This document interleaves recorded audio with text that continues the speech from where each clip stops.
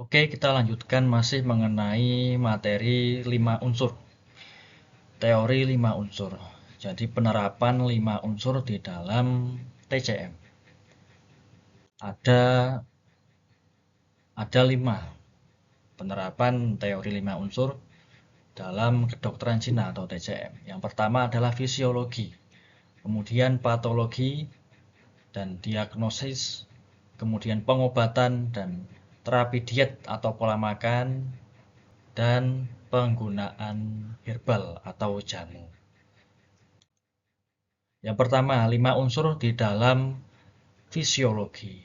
Jadi hubungan-hubungan di antara organ-organ, jaringan, indera, warna, bau, rasa, bunyi, dan lain-lain secara normal, secara fisiologis, atau secara seharusnya, secara seimbang, secara sehat.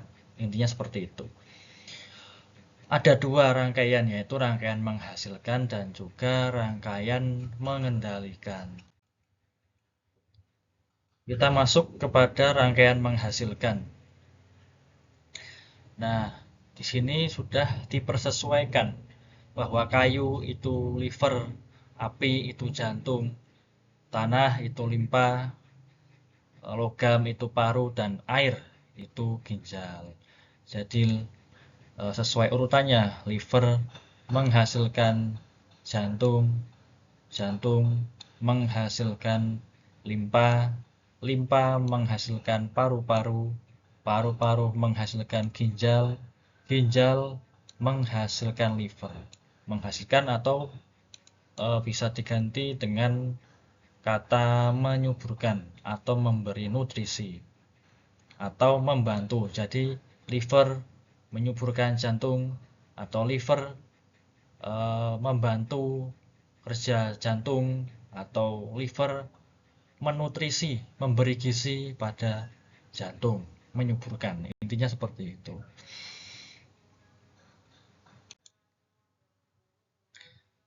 Nah, kalau kita kembali kepada anak dan ibu atau pribadi dengan ibu, teori yang pernah dipelajari pada video sebelumnya, bahwa liver itu adalah ibu jantung. Jantung adalah ibu dari liver. Liver itu menyimpan darah, dan darah menampung pikiran.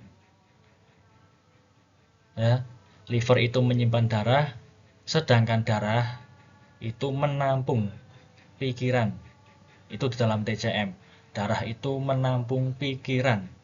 Jika darah liver lemah, artinya jika darah si ibu itu lemah, maka jantung sebagai pribadi atau sebagai anaknya akan menderita karena tidak disuburkan, tidak diberi nafkah, tidak diberi nutrisi. Sedangkan di sini ibu menyuburkan anak dan anak disuburkan ibu. Jantung adalah ibu limpa. Ji jantung mendorong darah. Dan karena ji jantung mendorong darah, itu membantu fungsi limpa di dalam pengangkutan. Kemudian limpa adalah ibu dari paru-paru. Ji limpa itu menyediakan ji makanan di dalam paru-paru.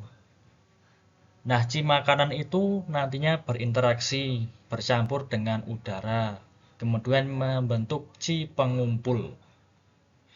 Paru-paru adalah ibu dari ginjal.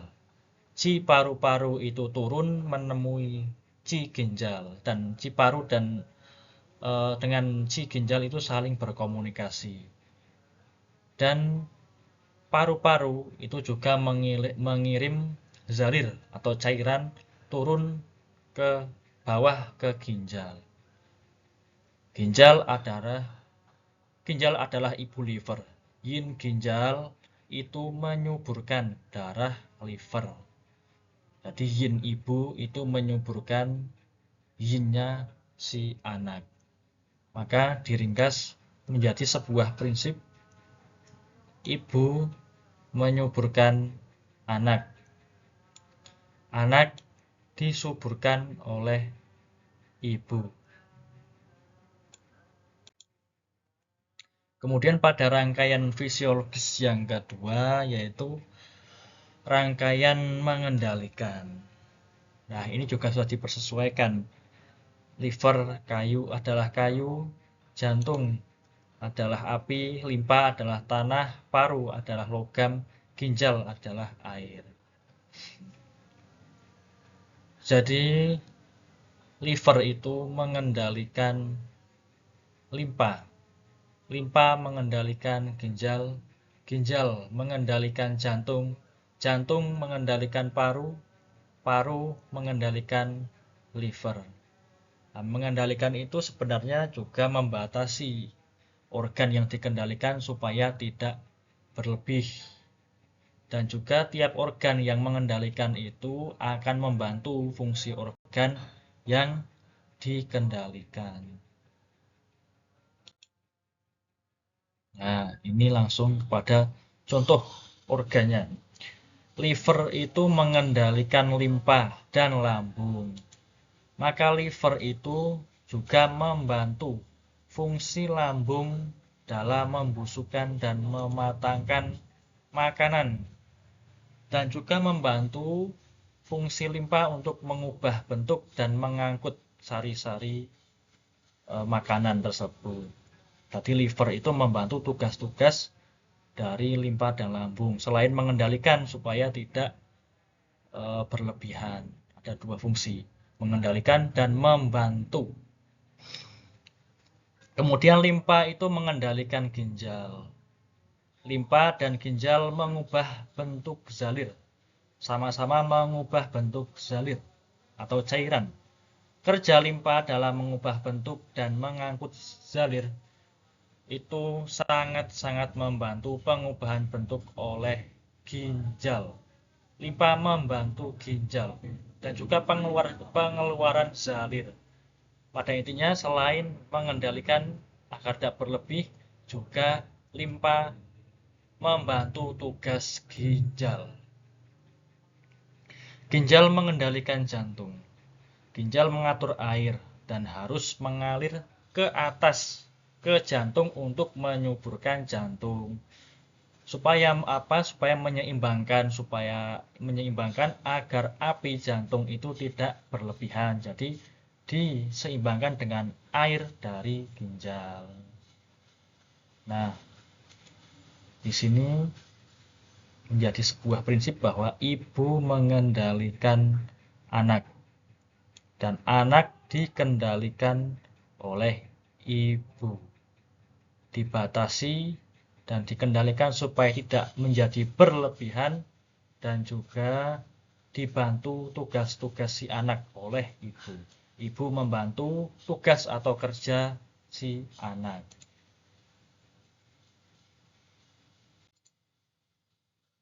Jantung mengendalikan paru-paru. Artinya jantung dan paru-paru itu sama-sama ada di pembakar atas, di ciau atas. Maka dari itu mereka berdua itu berhubungan sangat erat. Nah, ini. Jantung itu mengatur darah. Kalau paru-paru itu mengatur qi atau energi. Nah, darah dan qi itulah yang saling membantu dan saling memberi makan atau saling menutrisi antara darah dan qi. Kemudian paru-paru mengendalikan liver. Artinya qi paru itu turun ke bawah. Dan qi liver itu menyebarkan qi. Termasuk juga ke arah atas. Kalau qi paru itu turun ke bawah, qi liver ke atas dan menyebar. Maka kedua-duanya harus terjadi keseimbangan antara qi paru yang turun dan qi liver yang naik ke atas kemudian menyebar.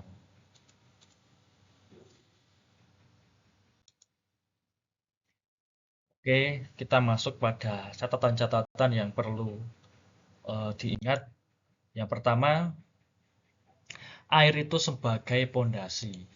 Air sebagai pondasi.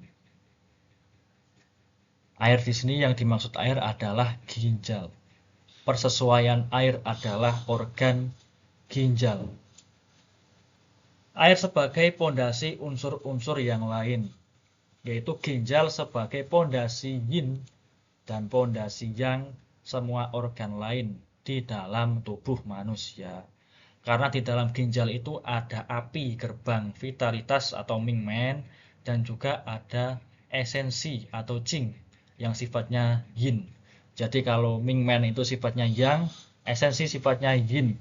Ada api, Mingmen ada air dari esensi atau yin. Sebagai sumber air dan api tubuh.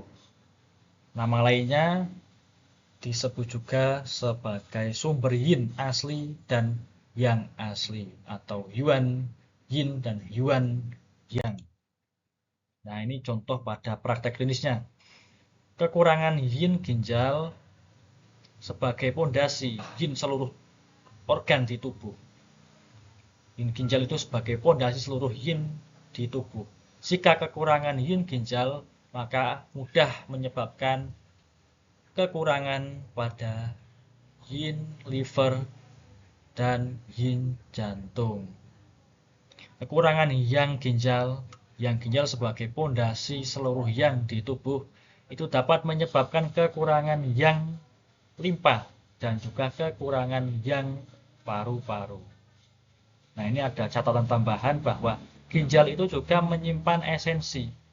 Esensi itu juga merupakan fondasi material dari qi dan juga pikiran. Maka disebut ginjal atau air itu menjadi fondasi material qi atau energi dan juga pikiran. Catatan berikutnya adalah hubungan antara ginjal dan jantung, yaitu hubungan antara air dan api di tubuh manusia. Keduanya itu harus selalu seimbang antara air dan api. Ginjal dan jantung itu saling menyuburkan, saling membantu, dan saling menyeimbangkan. Ginjal itu mengatur air dan harus mengalir ke atas ke jantung untuk menyuburkan jantung. Jadi ginjal itu mengatur air dan airnya itu harus mengalir ke atas supaya dapat menyuburkan jantung. Air menyuburkan api atau jantung. Kemudian jantung itu mengatur darah dan harus turun ke bawah menuju ke ginjal. Jantung mengatur darah, darahnya harus turun ke bawah ke ginjal untuk saling menyuburkan dan saling membantu, juga saling menyeimbangkan satu sama lain. Ginjal dan jantung, air dan api harus selalu saling seimbang dan menyeimbangkan. Hubungan esensi yang disimpan di ginjal dan pikiran yang di jantung itu sangat erat hubungannya antara esensi yang disimpan di ginjal dan pikiran yang disimpan di jantung. Kalau di TCM, pikiran itu ada di jantung tempatnya. Esensi atau Qing itu merupakan basis material untuk pikiran. Jika esensi di ginjal itu lemah, maka pikiran kita akan menderita, akan terjadi depresi karena kekurangan esensi dari ginjal. Contohnya, jika yin ginjal kurang, yin itu tidak cukup berjalan, tidak cukup berjalan melalui jantung. Maka ketika yin ginjal kurang, maka menyebabkan yin jantung juga menjadi kurang karena tidak menutrisi jantung. Dari situ, karena yin ginjal yang kurang menyebabkan yin jantung kemudian juga kurang, muncul yang namanya sindrom panas kosong di jantung yang menyebabkan debaran jantung. Jadi jantung itu berdebar-debar, kemudian insomnia atau susah tidur, kemudian keringat malam, maksudnya adalah keringat saat tidur di malam hari, dan kemudian perasaan panas yang khususnya juga di malam hari. Nah, biasanya terjadi pada wanita yang menopause. Kemudian catatan berikutnya, lambung dan limpa itu sebagai pusat.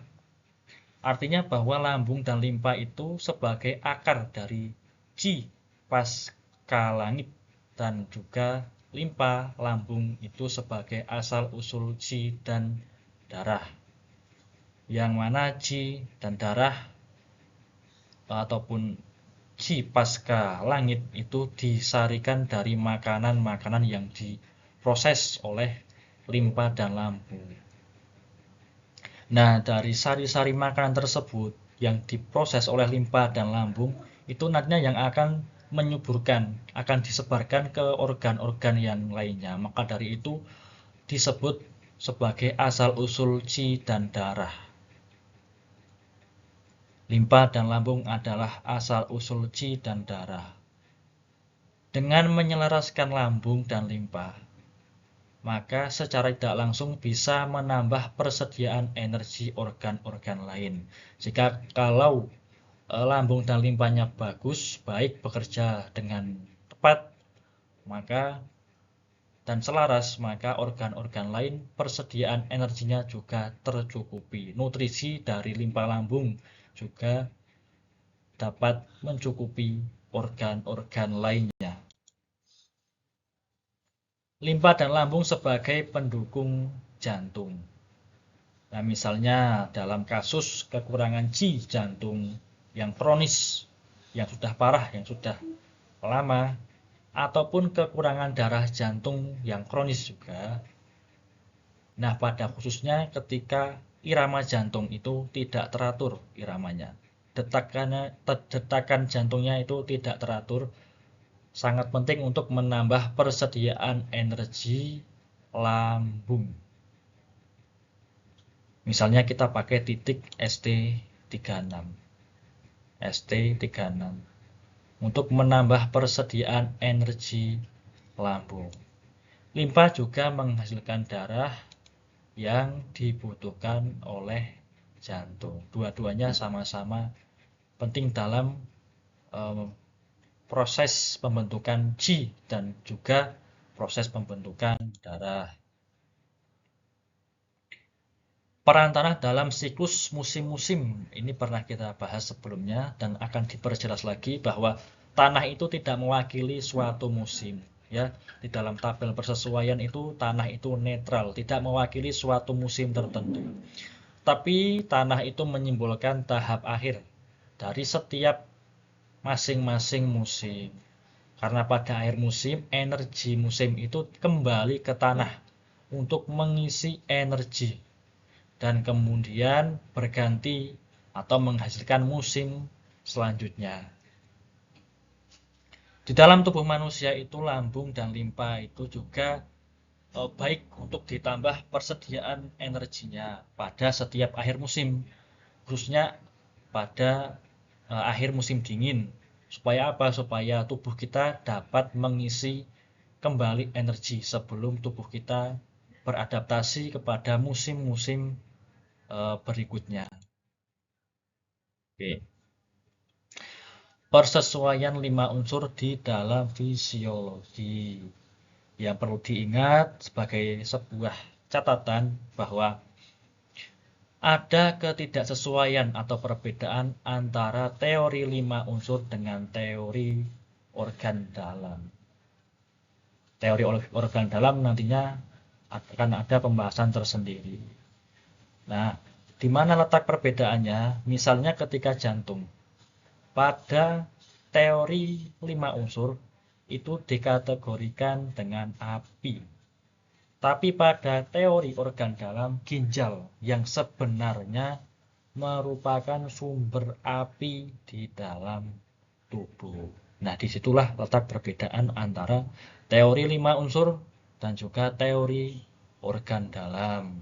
Kalau di teori 5 unsur, jantung itu yang berkaitan dengan api.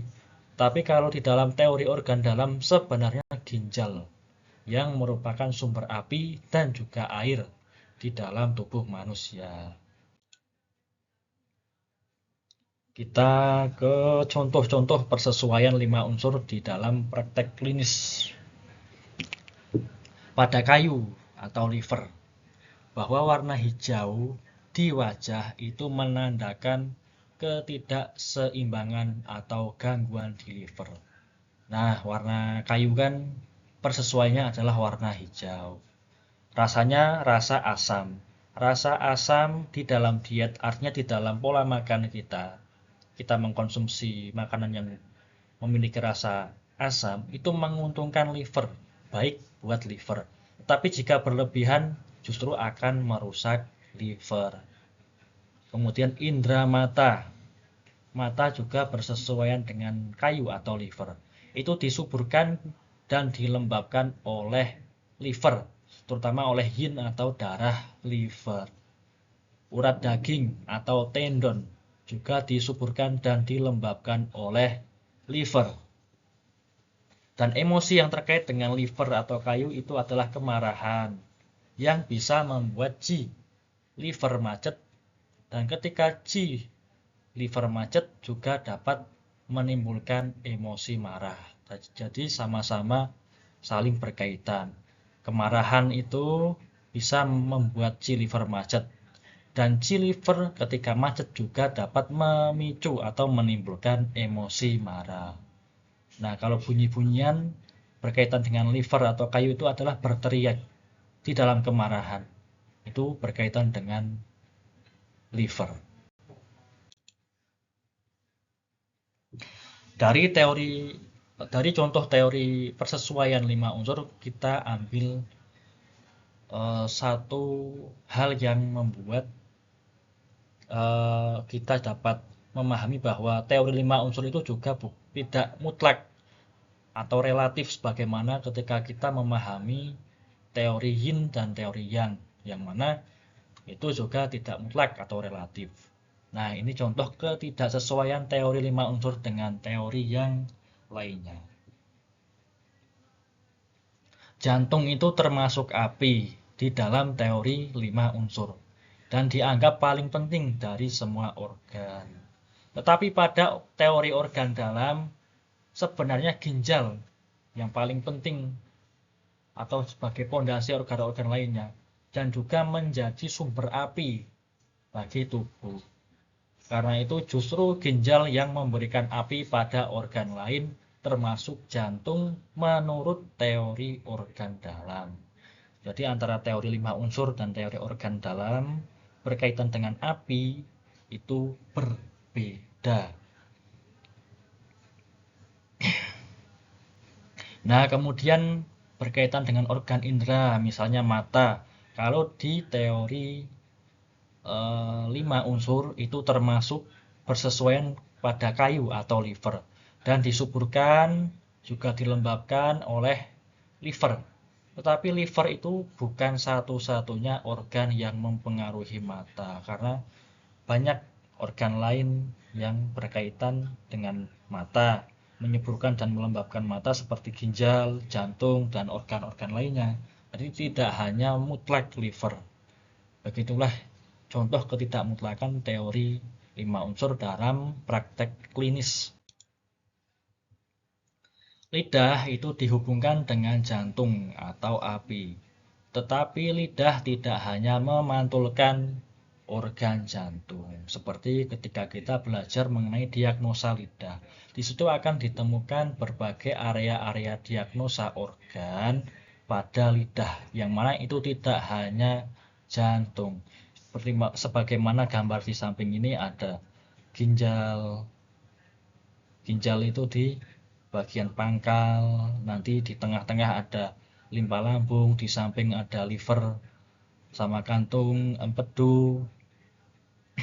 Nanti dari limpa lambung ke depan ada paru-paru, dan di ujung nanti baru ada nilai diagnosa atau area diagnosa heart atau jantung.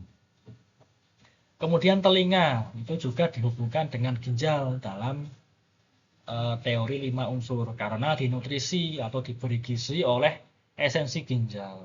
Tapi tidak semua. Kemudian masalah telinga itu cuma disebabkan oleh ginjal secara mutlak. Contohnya ketika radang telinga tengah itu tidak hanya disebabkan oleh ginjal yang bermasalah saja, bisa juga dengan sebab-sebab lain, misalnya dari serangan angin panas luar pada saluran kandung empedu. Itu juga dapat menyebabkan radang telinga tengah.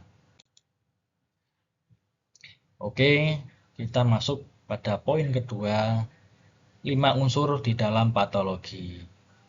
Patologi itu lawannya fisiologi tadi. Kalau fisiologi dalam keadaan normal, kalau patologi itu di dalam keadaan berpenyakit atau tidak normal, tidak sehat.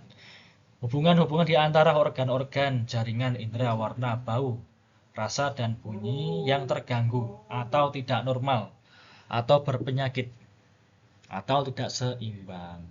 Nah, di dalam patologi itu ada 2 rangkaian. Sama seperti di dalam fisiologi, itu juga ada 2 rangkaian, yaitu rangkaian menghasilkan dan mengendalikan. Sedangkan kalau di dalam patologi itu ada yang namanya rangkaian bertindak berlebihan dan juga rangkaian menghina. Kita ke rangkaian bertindak berlebihan atau mengendalikan berlebihan terlebih dahulu. Langsung ke contoh organ, persesuaian organnya. Ketika liver itu bertindak berlebihan kepada limpa dan lambung. Nah, kapan itu? Jika C liver macet, C di kayu, C di liver itu macet,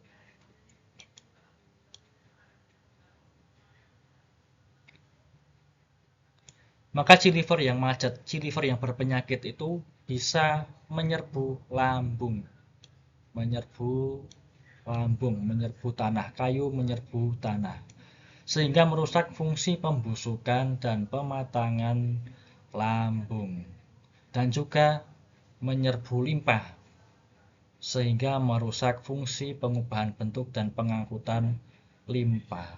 Jadi yang namanya liver ketika Qi-nya atau energinya macet, tidak lancar atau berpenyakit, maka akan menyerbu organ yang dikategorikan sebagai bertindak berlebihan. Nah, kalau liver itu kayu akan bertindak berlebihan kepada tanah, yaitu limpa dan lambung. Jika C liver menyerbu lambung, ia mencegah turunnya C lambung, padahal C lambung harusnya turun ke bawah, tapi dicegah oleh C liver. Maka menyebabkan mual, perasaan mual. Dan C liver yang menyerbu limpa itu juga mencegah naiknya C limpa.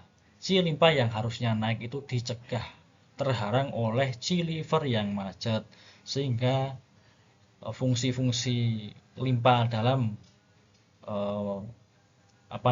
pengubahan bentuk dan pengangkutan makanan itu terganggu dan menyebabkan diare. Limpa bertindak berlebihan kepada ginjal. Ketika limpa menahan kelembaban, ya, maka akan mengganggu fungsi ginjal di dalam mengubah bentuk dan mengeluarkan jalir atau cairan-cairan tubuh. Jadi ketika limpa itu menahan kelembaban itu kan dari gagalnya limpa dalam memproses makanan. Itu si kelembaban itu akan menghalangi fungsi ginjal untuk mengubah bentuk dan mengeluarkan yang namanya cairan tubuh, sehingga bisa terjadi pembengkakan cairan atau penimbunan cairan. Kemudian ginjal itu bertindak berlebihan kepada jantung. Contohnya ketika yin dari ginjal itu kurang, maka pada jantung akan terbentuk panas kosong.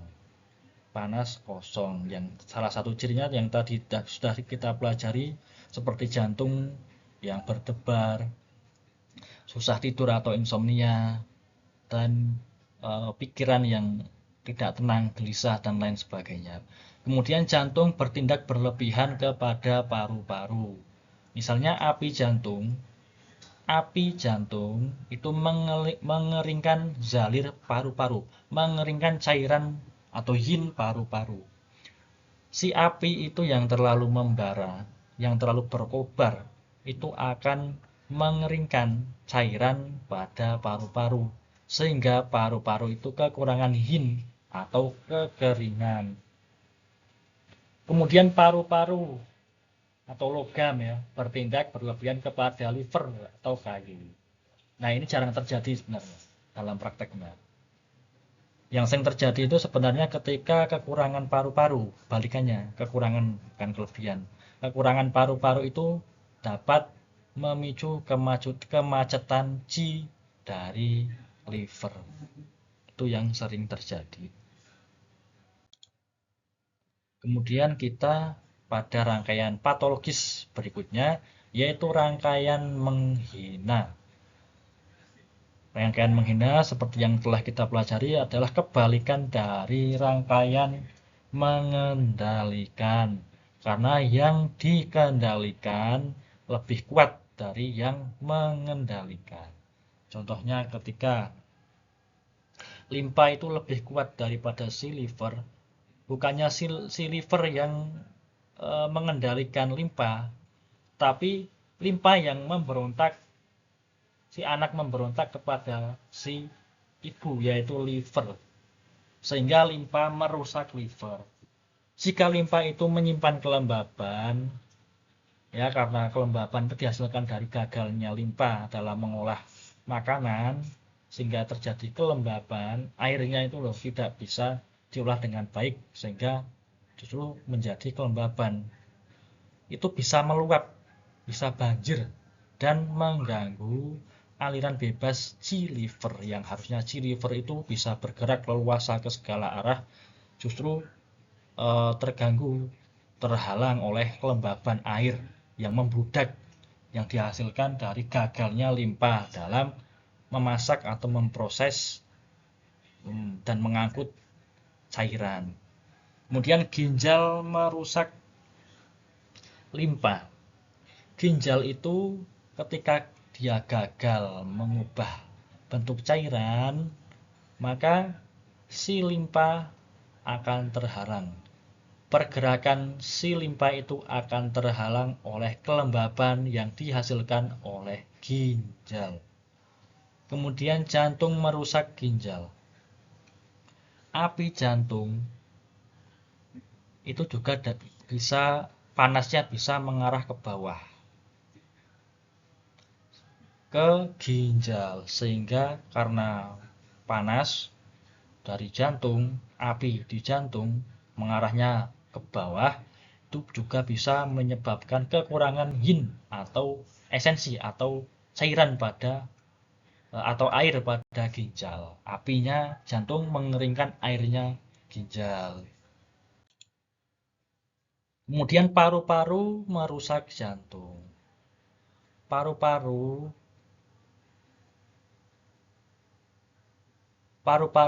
menghalangi jantung.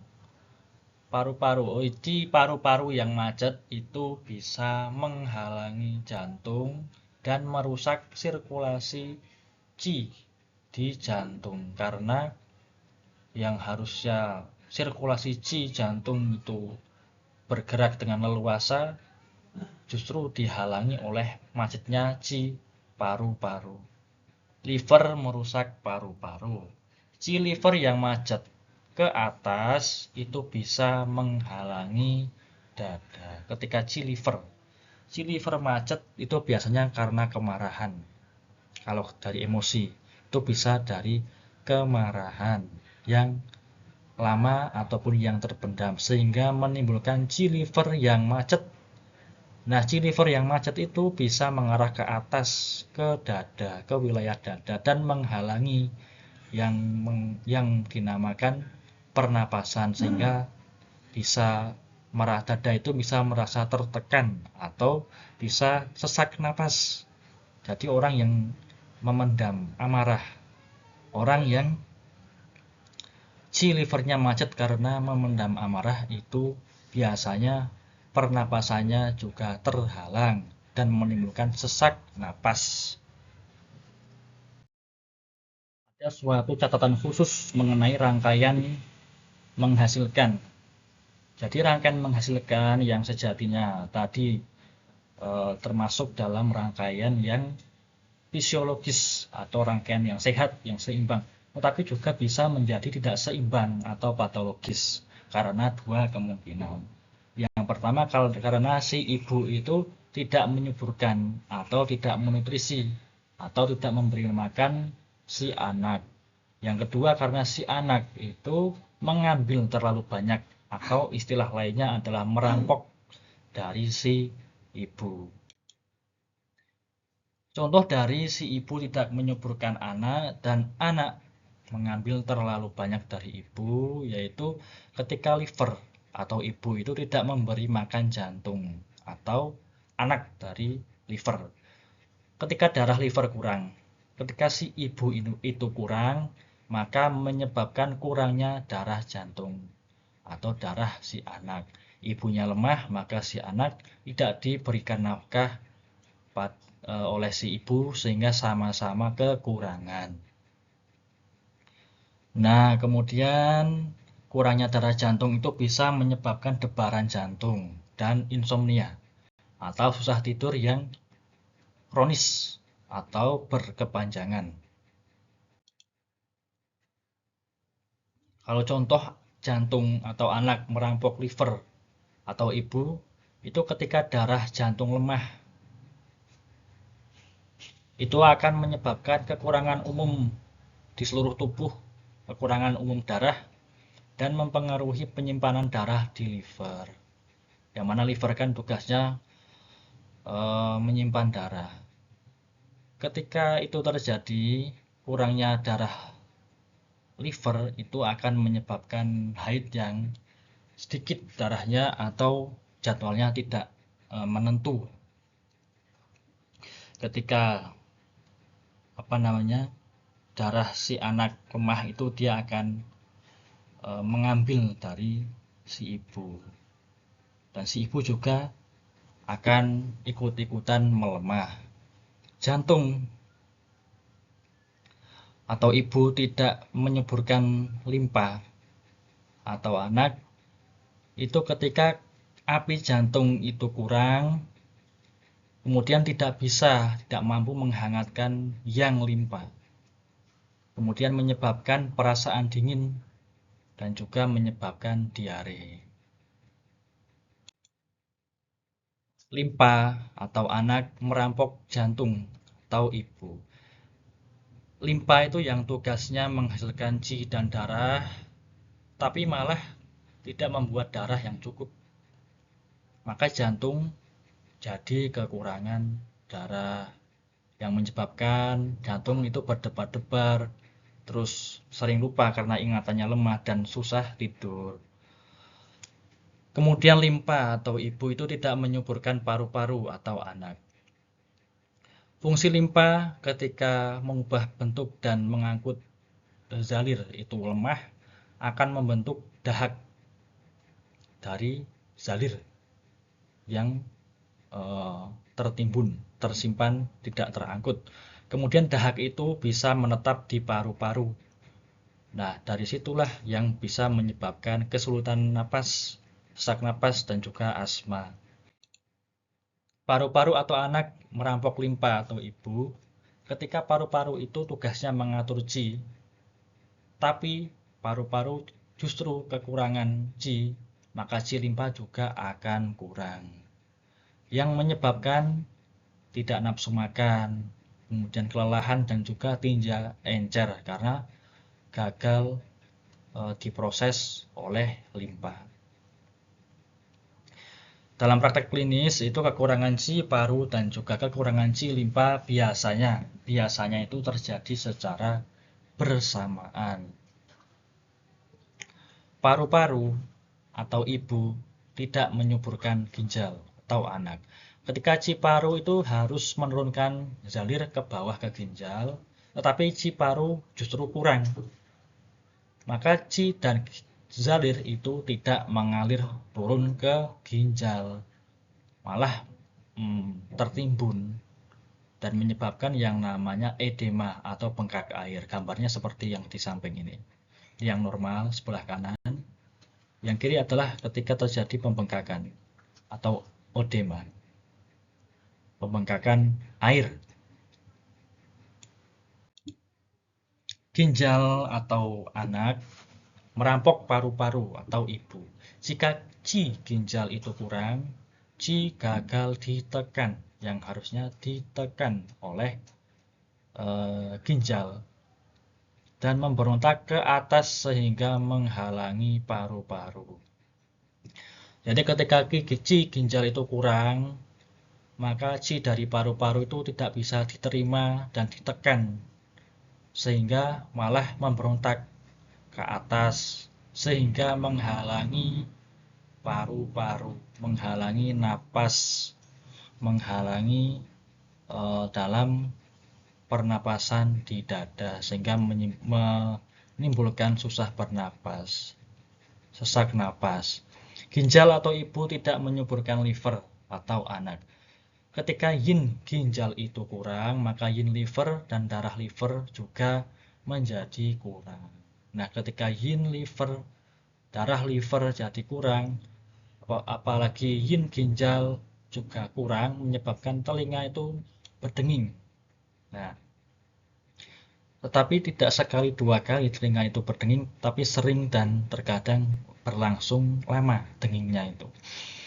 Kemudian juga menimbulkan sakit kepala dan mudah marah karena kekurangan darah dan yin liver. Liver atau anak merampok ginjal atau ibu. Ketika darah liver harusnya itu menyuburkan esensi ginjal, tapi darah liver justru kekurangan, maka esensi di ginjal itu juga menjadi kurang. Karena esensi ginjal itu kurang, menyebabkan pusing, kemudian berkeringat di malam hari saat tidur, dan kelemahan seksual. Karena ginjal juga berperan dalam fungsi reproduksi. Nah, kesimpulannya adalah ketidakseimbangan itu bisa terjadi karena suatu unsur itu berlebihan. Suatu unsur itu berlebihan. Dan karena berlebihan, dia itu bertindak berlebihan atau menindas atau merusak terhadap unsur lain, sehingga unsur yang ditindas itu jadi kekurangan. Ketika suatu unsur itu kelebihan, overpower, dia terlalu kuat, maka dia akan menindas atau bertindak berlebihan atau merusak terhadap unsur lain sesuai panahnya, sehingga unsur yang ditindas itu menjadi kekurangan, menjadi melemah. Kemudian yang poin kedua, ketika suatu unsur itu kekurangan dan kemudian ia dihina oleh unsur lain. Karena suatu unsur itu kurang, suatu unsur itu lemah, maka dia itu dihina atau ditindas atau dirusak oleh unsur lain yang lebih kuat. Poin ketiga, ketika anak itu kelebihan atau anak terlalu kuat dan kemudian mengambil berlebihan atau merampok dari si ibu. Dan poin keempat, ketika ibu itu kekurangan, maka ia gagal dalam menyuburkan atau memberikan nutrisi, memberikan nafkah kepada si anak. Demikian ringkasan dari sebab-sebab ketidakseimbangan dalam berkaitan dengan rangkaian-rangkaian pada teori 5 unsur. Demikian kita lanjutkan pada video berikutnya.